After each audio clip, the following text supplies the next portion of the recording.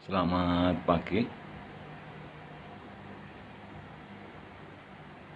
salam sehat untuk kalian semua ya. Nah, untuk kali ini saya mau sampaikan mengenai kaidah kebahasaan teks observasi, atau yang kita mengenalnya dengan singkatan LHO, laporan hasil observasi. Sepertinya ini penting sebab teks LHO itu bagian dari kerja ilmiah, kebanyakan menggunakan bahasa-bahasa ilmiah. Oleh karenanya kaidah kebahasaan ini menjadi unsur penting karena materi bahasa memang mau tidak mau membicarakan bahasa yang sifatnya resmi, formal, yang banyak terdapat di karya-karya atau tulisan-tulisan ilmiah. Kalian tentu sudah tahu ya, kalau bahasa-bahasa hukum, bahasa-bahasa akuntansi, bahasa-bahasa ilmu lah pada umumnya itu menggunakan bahasa ilmiah. Nah, kalau kita tidak mengenal kaidahnya, aturan-aturannya, ya maka penggunaan bahasa menjadi semau gue ya, atau seenaknya saja. Nah, ini biasanya akan membingungkan para pembaca seandainya itu sebuah buku, atau ketika kita bicara ya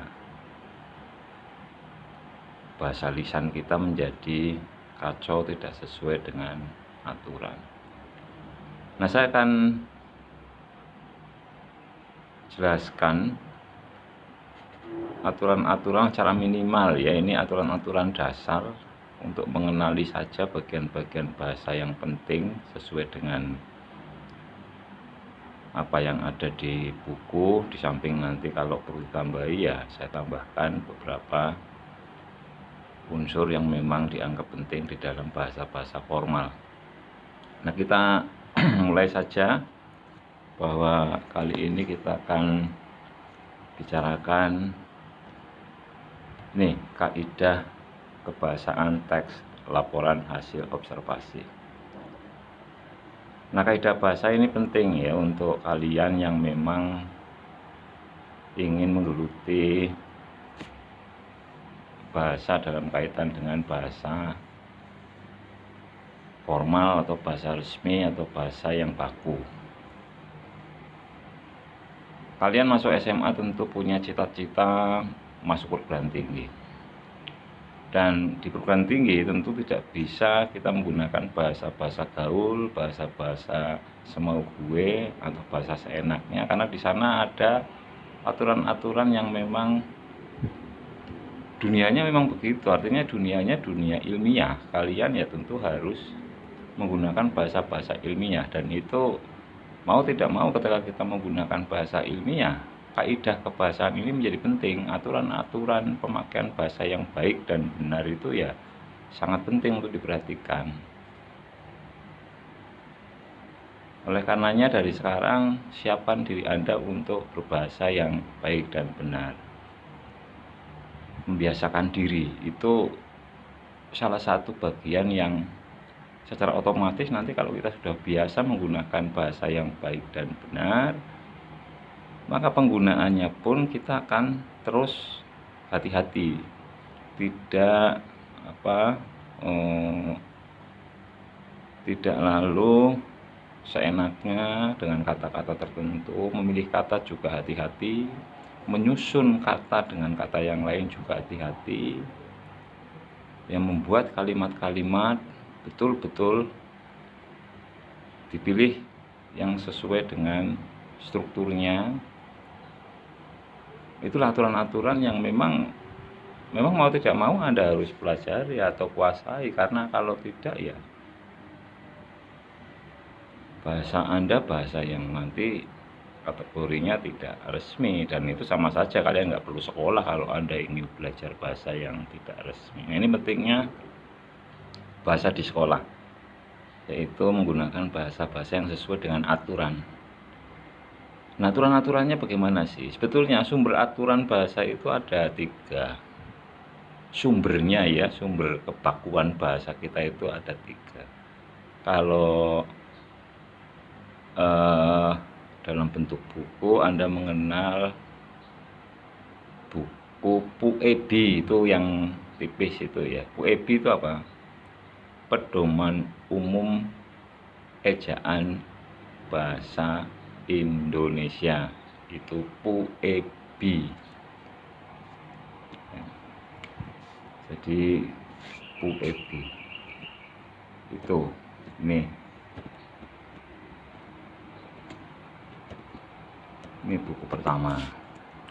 Lalu buku kedua yang menjadi acuan adalah Tata Bahasa Baku Bahasa Indonesia lah, TBBBI.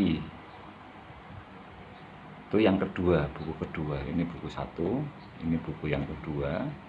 Dan buku yang ketiga itu adalah Kamus Besar Bahasa Indonesia. Nah, ini Puebi, TBBBI, dan KBBI.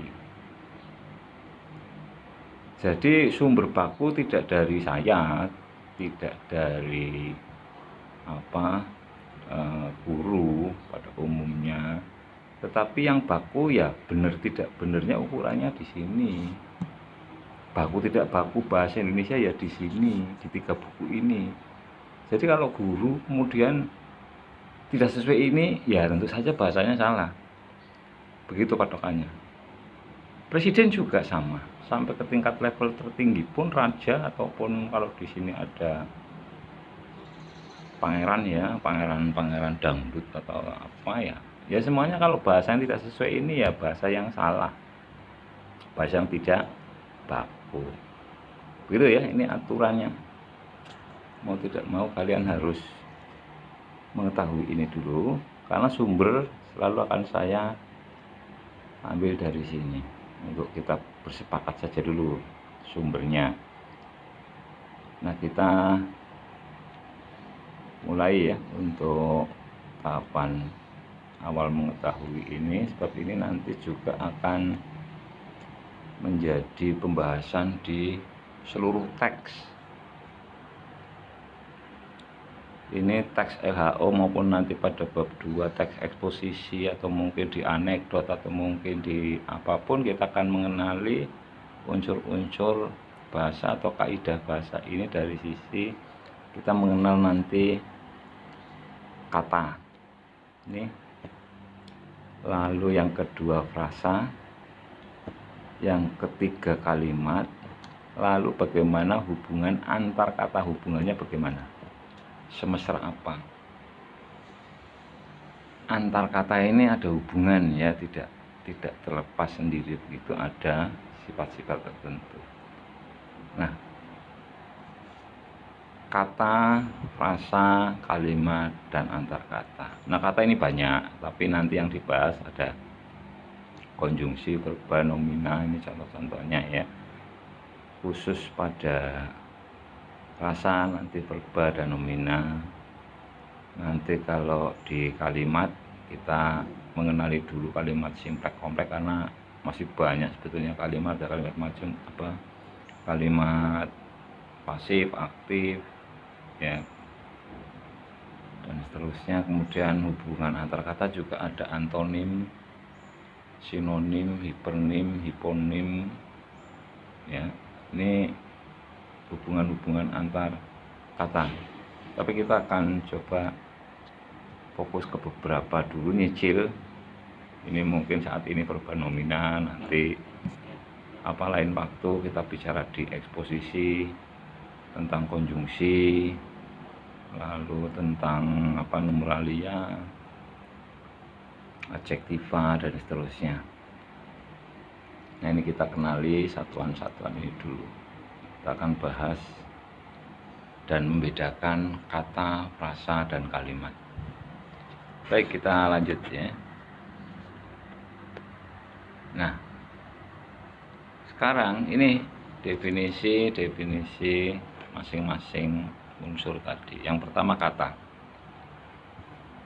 Kata adalah satuan bahasa terkecil yang dapat berdiri sendiri. Maksudnya bagaimana itu? Nanti kita lebih dalam membahas fokus di kata. Lalu secara umum juga, frasa ini adalah gabungan dua kata atau lebih yang bersifat non-predikatif.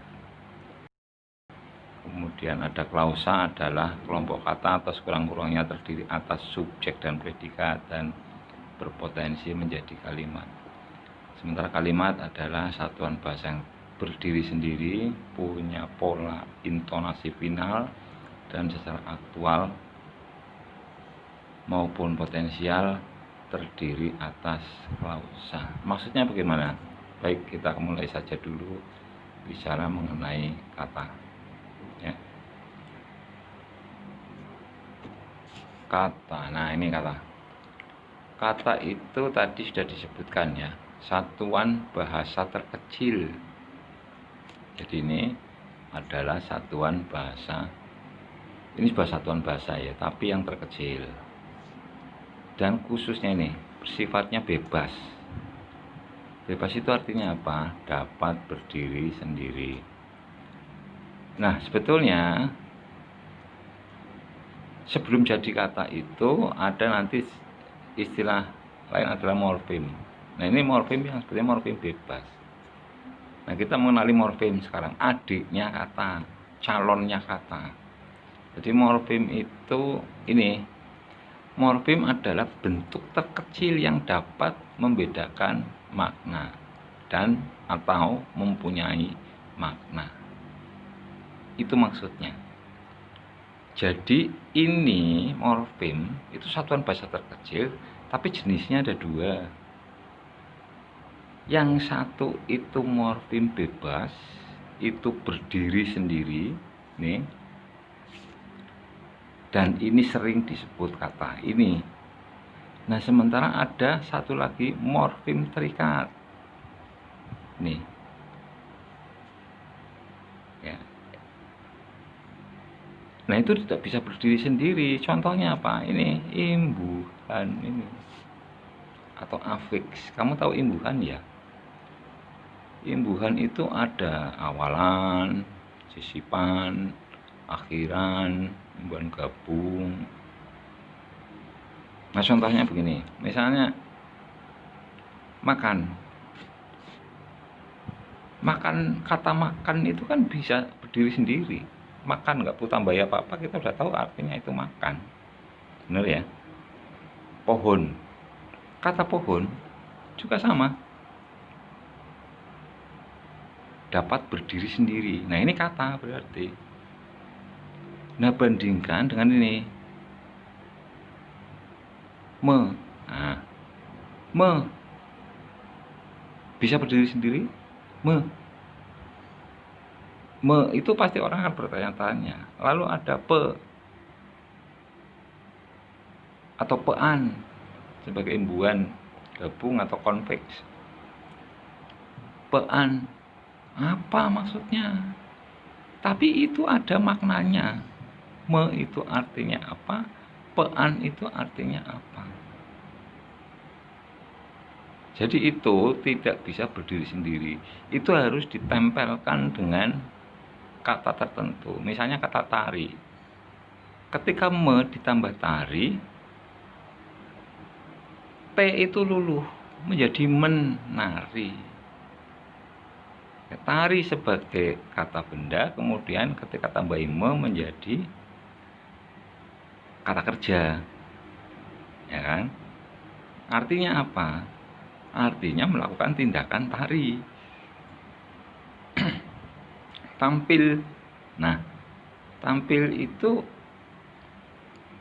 apa? Memperlihatkan.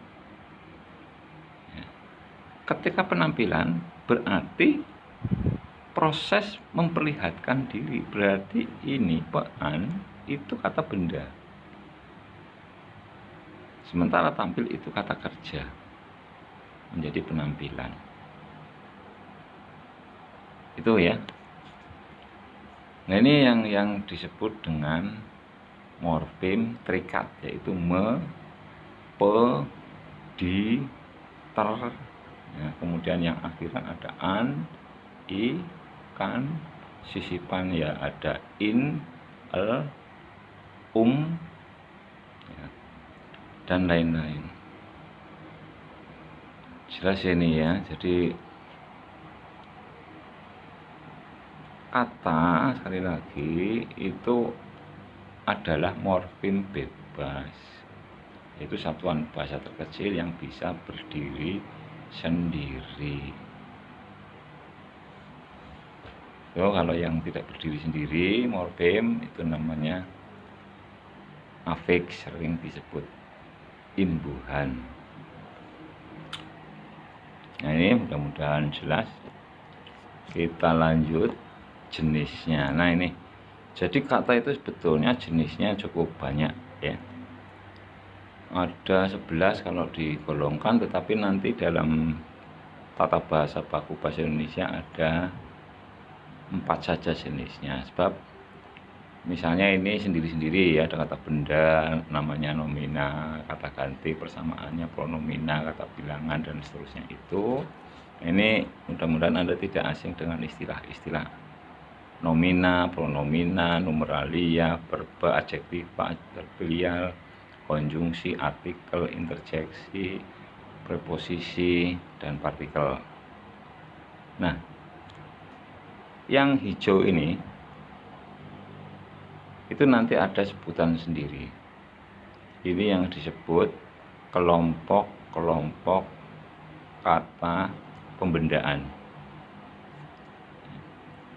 Jadi kata ganti termasuk kata benda sebetulnya, kata bilangan juga termasuk kata benda. Nah, sementara ini berdiri sendiri. Kata kerja, kemudian afiks, kemudian keterangan atau adverbial itu berdiri sendiri-sendiri.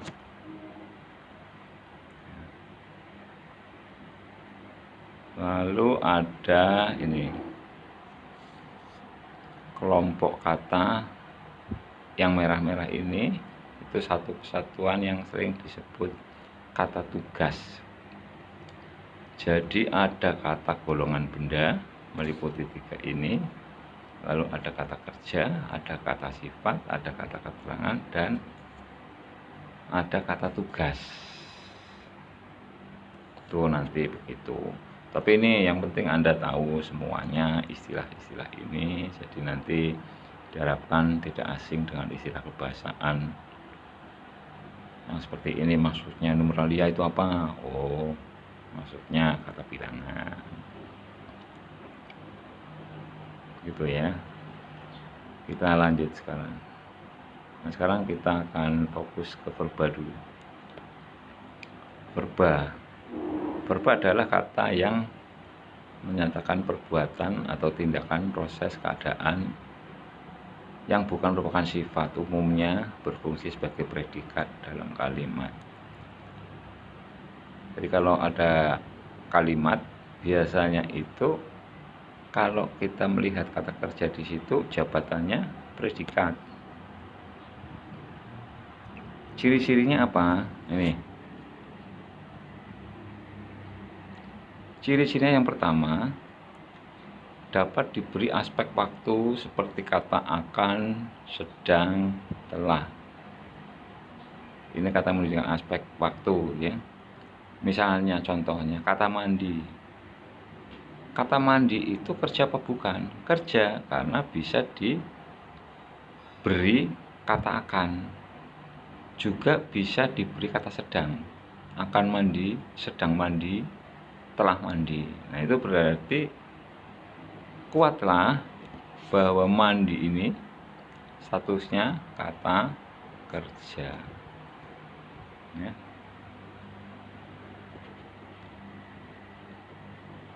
Nah, yang lain makan sama, Ini untuk ciri kedua, dapat diingkari dengan kata tidak makan, ini dilengkapi. Jadi kalau akan makan, sedang makan, telah makan, bisa juga ditambahi tidak makan. Maka itu biasanya ciri kata kerja.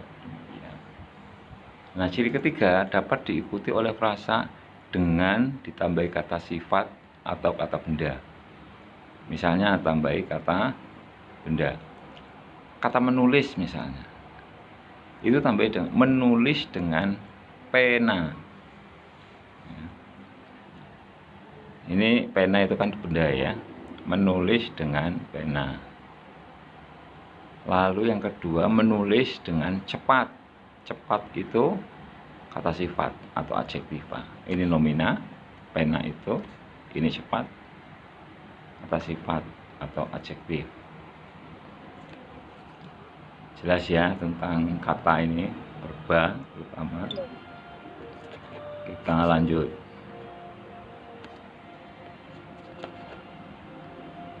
Nah, sekarang yang benda bagaimana? Benda seperti tadi ya, meliputi nomina, pronomina, numeralia.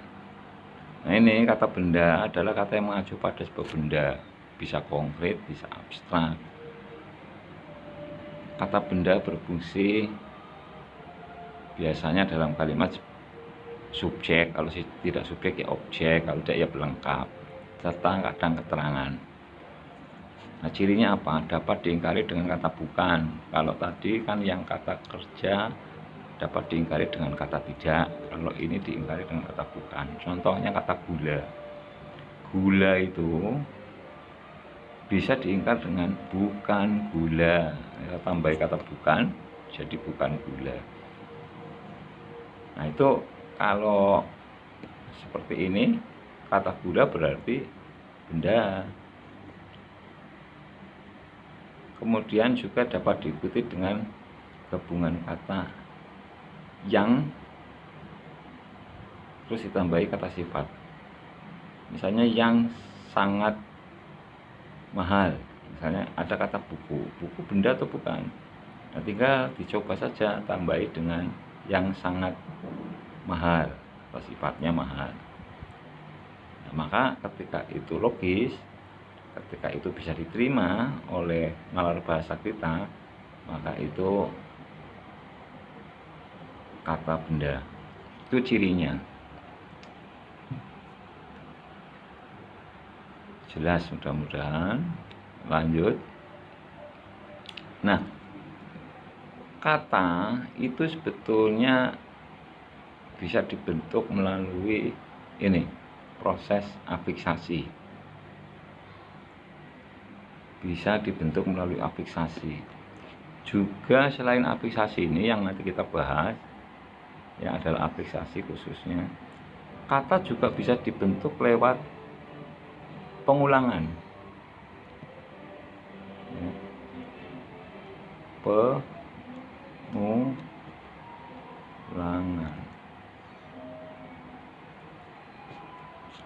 Pengulangan itu bahasa teknisnya, teknis kebahasaannya ya reduplikasi.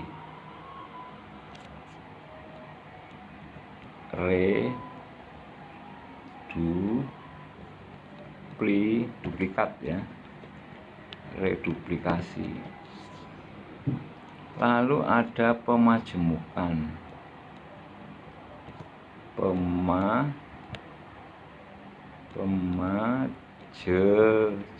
ya, pemajemukan ini pokoknya jelas ini, mudah-mudahan.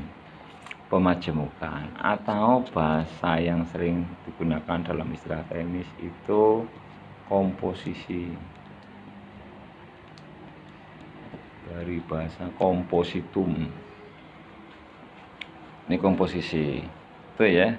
Jadi ada reduplikasi atau pengulangan dan ada pemajemukan yaitu komposisi. Hasilnya apa? Kalau reduplikasi hasilnya pengulangan ya kata ulang ya. Ini kata ulang. Nah, kalau ini pemajemukan ya kata majemuk. Begitu, ini akan kita dalami nanti ya, tapi ini kita bicara nyicil, kembali tentang nyicil, yaitu kita akan bicara khususnya afiksasi, yaitu kata yang dibentuk melalui proses afiksasi, imbuhan. Nah, ini afiksasi merupakan salah satu cara pembentukan kata melalui penambahan imbuhan. Imbuhan itu apa? Ada prefix, ada infix, ada sufiks, ada konfiks pada kata dasar. Maksudnya apa? Prefix itu awalan, infix itu sisipan, sufiks itu akhiran, ya, kemudian konfiks itu bergabungnya antara awalan dan akhiran bersama-sama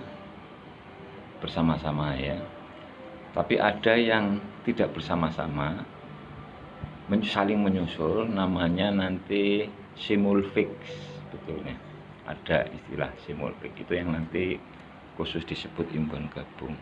Tapi kita lihat contohnya seperti apa. Sebelum ke contoh, kita lihat itu fungsinya. Afiksasi itu mengubah jenis dan makna kata dasar. Misalnya contohnya ini, kata minum ya, kata minum itu kan verba ya, jenisnya verba.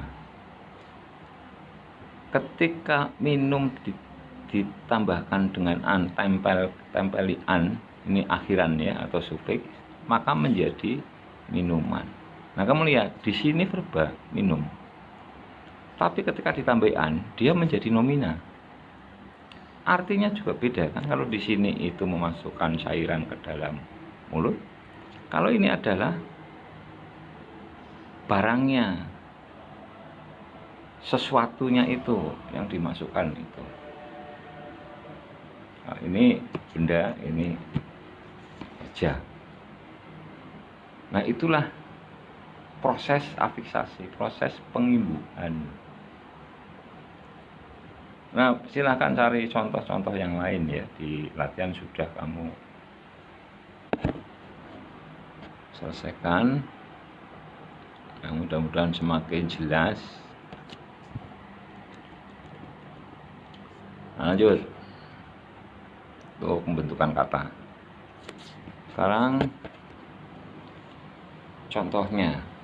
Nih, kalian lihat contoh-contohnya, ada mem, ada memkan. Nah, ini membagikan itu bukan memkan ya, itu tidak bersama-sama.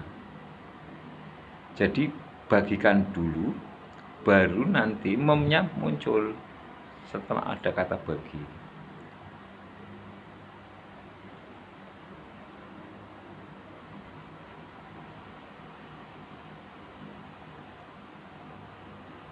Nah, beda dengan ini.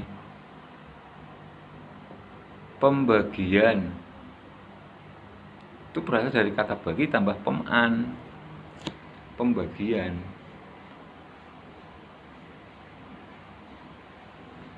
Jadi bedakan ya nanti ya. Ini nanti membagikan ini, memakan ini, itu yang namanya konfiks, yang namanya simulfiks, karena saling menyusul, simultan. Kan dulu baru mem. Kalau ini itu bareng, kata bagi ditambahi langsung pean, menjadi pembagian. Tidak dari bagian dulu, tapi proses bagi itu maksudnya. Silakan nanti dicermati lebih lanjut di contoh-contoh yang lain di buku. Kita lanjutkan. Nah, sekarang frasa. Nah, kalau tadi bicara kata, sekarang frasa. Frasa itu apa? Ini loh, frasa itu gabungan kata. Jadi gabungan kata, tapi tidak melebihi satu fungsi. Ini Jadi itu harus dua kata atau lebih, tidak boleh satu. Kalau satu ya kata, kalau dua lah baru nanti gabungan kata. Nah, gabungan kata ini kita mengenalinya sebagai frasa. Tapi apakah setiap gabungan kata frasa, Pak? Tidak. Karena ada gabungan kata yang namanya nanti bisa kata majemuk. Kata, tapi kata yang majemuk itu juga dua kata atau lebih. Nah, ada juga klausa. Bisa jadi kalimat. Tergantung nanti. Nah, ini yang membingungkan di sini nanti. Tapi kamu tidak perlu bingung. Setelah mendapat penjelasan ini mudah-mudahan tidak bingung lagi. Jadi ini ya, ini sudah melebihi kata, yaitu dua kata atau lebih. Jadi kakaknya kata adalah frasa. Nanti kakaknya frasa adalah klausa. Kakaknya klausa kalimat. Itu jelas ya. Nah, sekarang kita dalami lebih lanjut frasa ini. Jadi selain itu tadi, tidak melebihi satu fungsi, ya cirinya. Frasa juga kelompok kata yang artinya tidak menduduki subjek dan predikat. Jadi tidak ada dari dua kata itu, tidak bisa di satunya subjek, satunya predikat. Sebab dua kata itu harus cuma satu jabatan. Kalau tidak subjek, ya predikat. Tapi bukan subjek dan predikat. Jadi hanya atau ya. Bisa dia hanya sebagai subjek, bisa dia hanya sebagai predikat. Jadi itu saja cirinya. Nah, kalau sudah subjek predikat namanya apa? Kalau dua jabatan, ya ini namanya bersifat predikatif. Itu bukan frasa lagi, tapi bisa jadi klausa atau kalimat kakaknya frasa ini. Nah, kita lihat contohnya. Ini misalnya, ini sama ya, ayam hitam saya. Ada kata ayam, ada hitam, ada saya, dikumpulkan begitu saja dari satu. Di bawahnya ada ayam saya hitam. Nah, itu kan unsur katanya sama.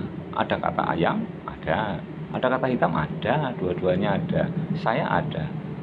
Tetapi lihat, yang di atas ayam hitam saya itu hanya satu fungsi. Kalau tidak subjek, ya objek. Ya inilah yang disebut frasa. Jadi kalau mengatakan ayam hitam saya, itu belum selesai. Ini kumpulan kata yang belum selesai, harus ada lanjutannya. Ayam hitam saya sedang makan misalnya. Atau ayam hitam saya titik-titik ya, hilang. Ayam hitam saya mati. Jadi pasti ada lanjutan harusnya. Maka ini jabatannya, kalau di sini ada tambahan kata mati begitu ya, atau hilang. Ayam hitam saya hilang. Nah, maka ini jabatannya subjek. Ini subjek, hilang itu predikat. Nah, ini yang disebut frasa itu ini. Ya. Jelas ya. Nah, beda dengan ini. Ayam saya hitam. Ini kan dari lagu kalimatnya, intonasinya kan beda. Ayam saya hitam. Itu menginformasikan bahwa ayam saya hitam. Maka jabatannya ini subjek, ini predikat. Tuh. Ya. Maka karena dua jabatan, subjek predikat, maka ini disebut klausa. Loh, kok bukan kalimat, Pak? Nah, sekarang begini, kalimat itu syaratnya ya tadi subjek predikat, tetapi dia kalau ditulis tidak seperti ini. Ini klausa, itu artinya calon kalimat. Ingin menjadi kalimat mudah. Kalau kamu penulisan sebagai kalimat, huruf awalnya itu harus pakai apa?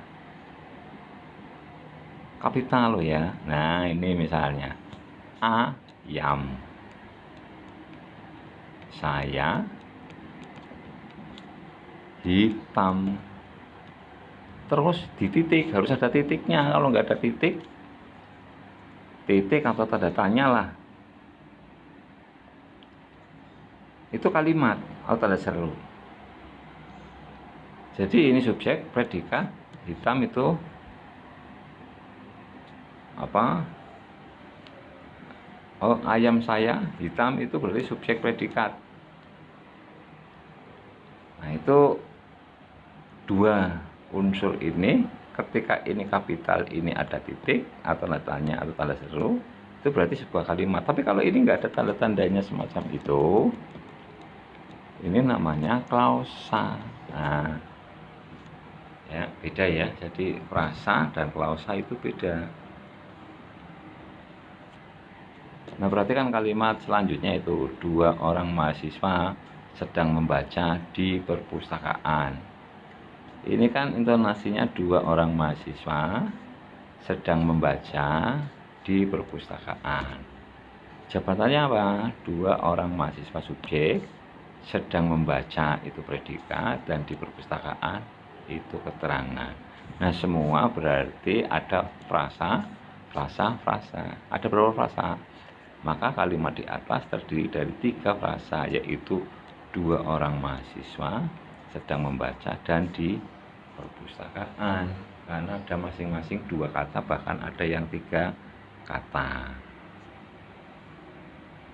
Jelas ya, ini frasa sebab menduduki hanya satu jabatan semua tuh. Dua orang mahasiswa subjek, satu jabatan, predikat juga satu jabatan, di perpustakaan juga satu jabatan. Ini frasa. Mudah-mudahan jelas ya.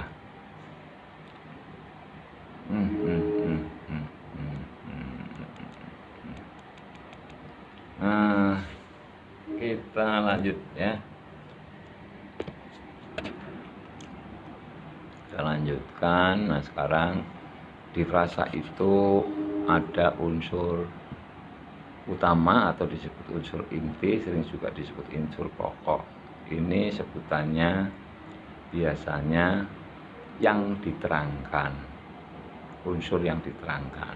Sementara unsur atributif atau penjelas atau keterangan ya disebut yang menerangkan. Nah, oleh karenanya kita mengenal dengan adanya hukum DM di dalam frasa. Contohnya bagaimana hukum DM itu? Misalnya hidung mancung. Ini ya, hidung mancung itu frasa. Ya. Hidung itu unsur yang diterangkan, mancung itu unsur yang menerangkan. Nah, maka unsur intinya mana? Ya diterangkan, yang diterangkan yaitu hidung, ini D. Nah, sementara mancung itu M ya. Jadi hidung itu diterangkan, sementara mancung adalah menerangkan hidung. Maka ini frasanya, karena unsur pusatnya itu hidung, benda, maka ini frasanya frasa benda nominal. Jadi unsur D adalah pusat. Jelas ini, unsur D yang diterangkan itu pusat tadi ya, dari sebuah frasa. Ini akan menentukan jenis frasa. Jadi kalau kamu ingin tahu jenis frasa apa itu, lihat unsur intinya atau unsur pusatnya. Contohnya hidung mancung tadi. Hidung mancung tadi adalah jenis frasa nominal. Nah, mengapa? Ya karena unsur pusatnya pada hidung mancung adalah hidung. Sebab kumpulan hidung mancung ini kan tentang hidung, bukan tentang mancung kan, tentang hidung. Maka unsur pasca hidung. Hidung yang bagaimana? Hidung yang mancung. Nah, maka hidung mancung adalah jenis rasa nominal atau kata benda karena unsur pusatnya adalah kata benda. Jelas ya? Nah, itu maksudnya. Kita lanjutkan saja frasa nomina. Ini frasa benda atau frasa nomina adalah frasa yang kedudukannya sama dengan kata benda atau unsur frasa adalah kata benda. Ya contohnya ini, Dita menerima hadiah ulang tahun. Dita menerima hadiah. Ini kan ya hadiah unsur pusatnya. Frasa hadiah ulang tahun ini kan unsur pusatnya tetap hadiah ya. Lalu dalam kalimat di atas kedudukannya sama dengan kata hadiah. Jadi kalau dihilangkan itu sama unsur pusat. Oleh karena itu frasa hadiah ulang tahun termasuk frasa benda. Jelas, semakin gas ini ya, bahwa betulnya kalau kamu menghilangkan ulang tahun ini kan artinya enggak berbeda. Maka ini keterangan saja ini unsur yang menerangkan apa hadiah. Maka tetap unsur pusatnya hadiah itu kata benda. Maka ini hadiah ulang tahun adalah frasa apa nomina ya, frasa nominal. Begitu. Nah, kita lihat sekarang ada frasa benda atau nomina yang disebut frasa nomina penjenis. Ini tidak bisa disisipi oleh kata apapun. Kedua kata itu harus saling berdekatan. Nomina. Contohnya hewan pemangsa, ini contohnya. Ya. Tapi kalau frasa pendeskripsi dapat disisipi ya dengan kata penyangat seperti sangat. Misalnya hewan gemuk, hewan yang sangat gemuk. Biasanya nomina dan adjektiva strukturnya. Nomina dan adjektiva. Ini kata benda ditambah kata sifat. Ini biasanya pendeskripsi. Kalau ini kata benda. Ini namanya penjenis.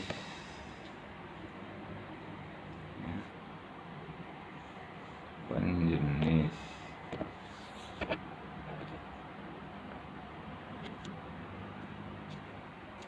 Tuh.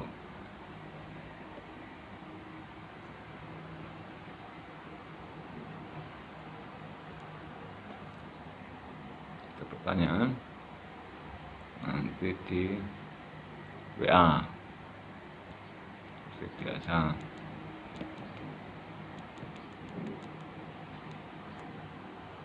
Lanjut lagi.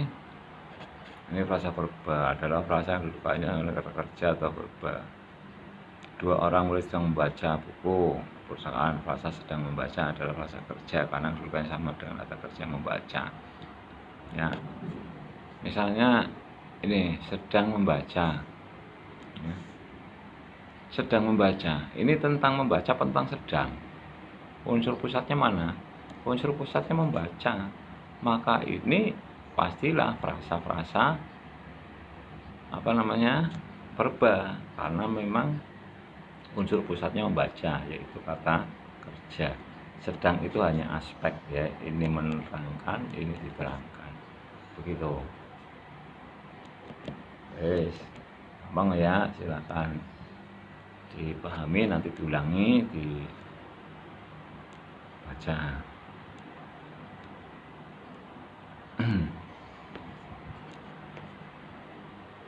Ini sekarang kalimat simplek dibentuk fungsi-fungsi pokok ya, ini terdiri atas subjek, predikat, objek pelengkap. Ciri-cirinya simplek itu simple ya, simple. sederhana, tunggal. Nah ini cirinya, kalimat itu kalimat tunggal, lalu perbandingannya satu, lalu ini predikatnya juga satu. Contohnya ini misalnya SPO, ya kan, hadi subjek, membeli predikat, mainan objek. Ini cuma satu predikat kan, cuma satu subjek predikatnya. Ini Hasim bertanya, ini kalimat sederhana soalnya ini subjeknya satu, predikatnya satu. Ini subjeknya satu, predikatnya satu. Ini kamu harus bisa membagi dulu, baru nanti bisa mengenali membagi fungsinya. Jadi ini hadi menduduki jabatan apa, jabatannya apa, jabatannya. Itu kalau Anda sudah bisa mengenali penempatan subjek, predikat, objek ini, saya kira menentukan kalimat simpleks dan kompleks nanti akan lebih mudah. Gitu. Nah ini kalimat kompleksnya. Kalimat kompleks itu fungsi-fungsinya ada yang double, atau ini cirinya. Nah, ini disebut kalimat luas, terdiri dua verb utama, ada konjungsi, biasa ini yang eksplisit, terdiri dua struktur predikat, ya, klausanya dua. Ini kita lihat contohnya. Contohnya seperti apa? Nah ini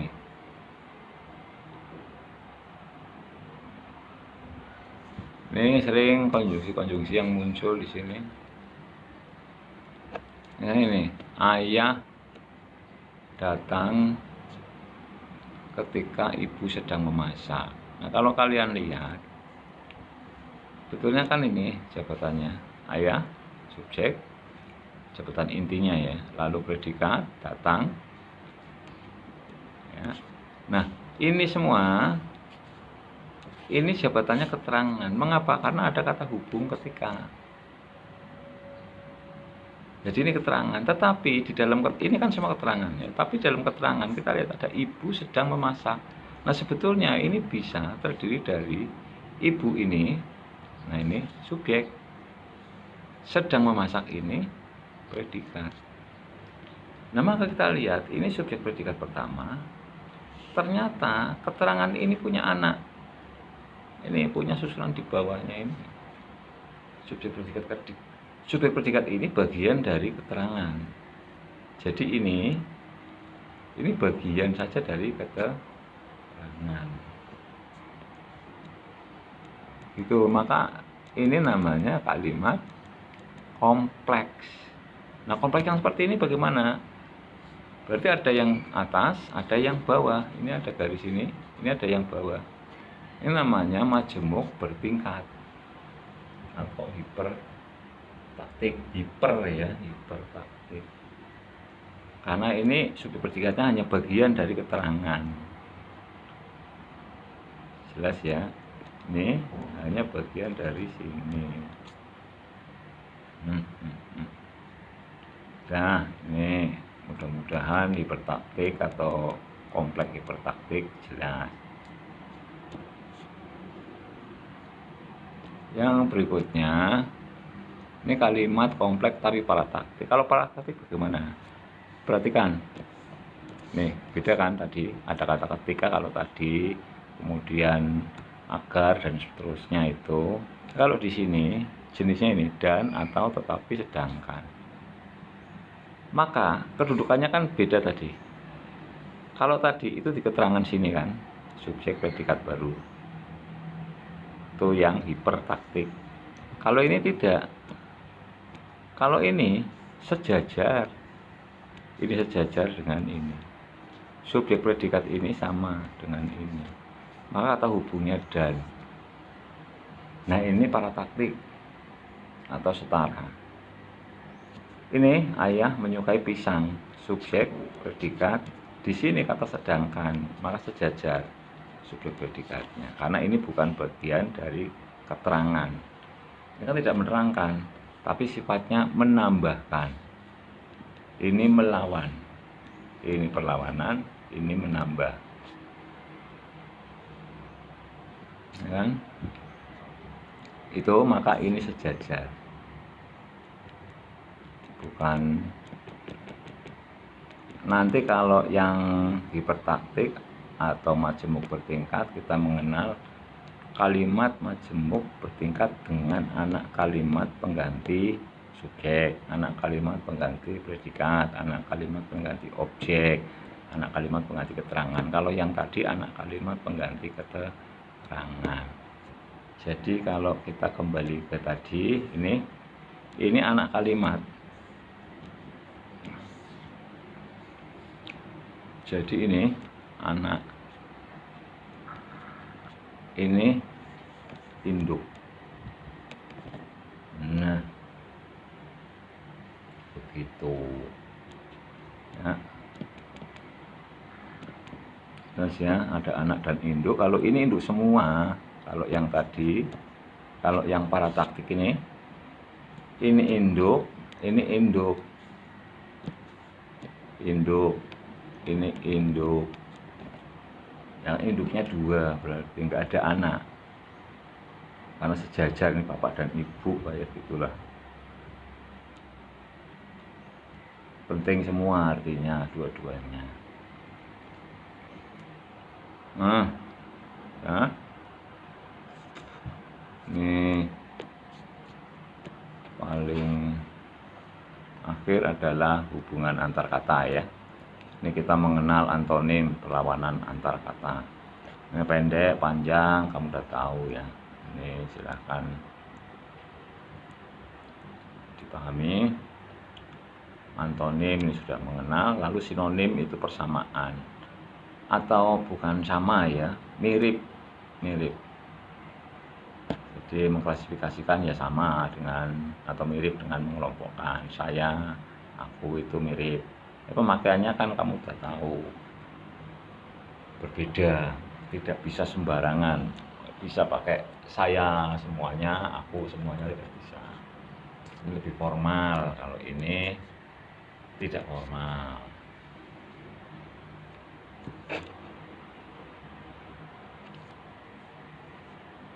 Nah, saya kira itu materi kaidah bahasa. Yang penting kamu intinya tahu dulu perbedaan istilah.